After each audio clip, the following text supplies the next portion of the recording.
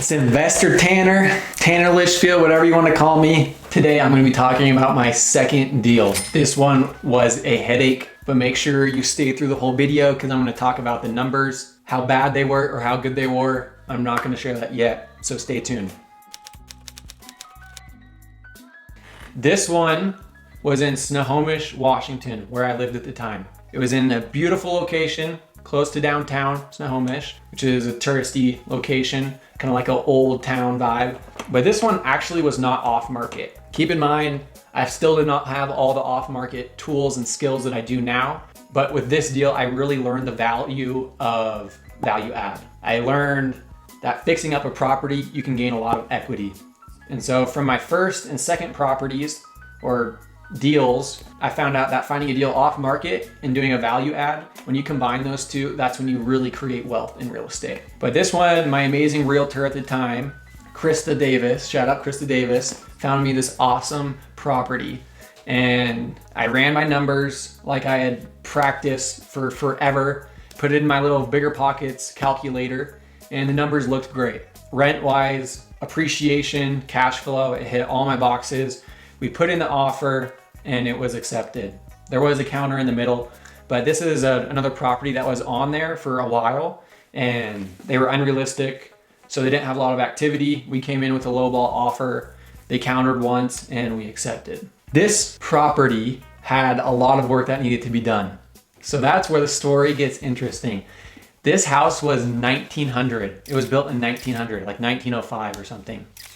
There was a little house in the front, which was the 1905 one. And then there was a duplex in the back for a total of 3 units. The duplex in the back was actually built in like 1975. So it wasn't as bad, but I learned the value of contractors and how tough it can be to find a good, solid contractor. And instead of utilizing my network, which I still didn't have at that point, I relied a lot on myself, my prideful self of, I'm going to find my own contractor, he's going to be great. That's not how it worked out.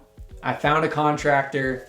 He was in there for way longer than he should have. I didn't have the expertise of knowing what he was doing, but I had a friend come by eventually and said, that's bad, that's bad, that's bad. And we also had some neighbors report that he was doing meth in the house. So what a wonderful situation for my first value add property. So the project took longer. It was more expensive. Digging into the 1900 house, we found a lot more that needed to be fixed up. I think we had budgeted about 100K for this property and we put about 140 into it.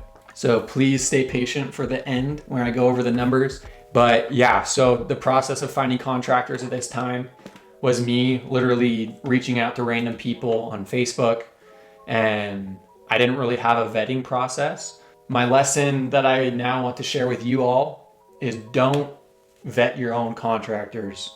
Well, sorry, let me rephrase that. Vet your own contractors based on other people's references. Don't trust yourself. Never do that. Do not get emotional in this investing space. You should rely heavily on other people's recommendations that you trust. And this is where your network is so valuable. And that's what I've really tried to hone in on, is when I have these amazing relationships with people in the space, I can rely on their recommendations. So I've done that all with my latest projects and it's done a lot better. But now we finally got the project done. It turned out amazing with the help of my mentor, who was actually introduced to me at the time of this project. So he came in at a super stressful time in my life and helped me get this property figured out. Scotty Tim Chisholm, you'll hear his name a lot.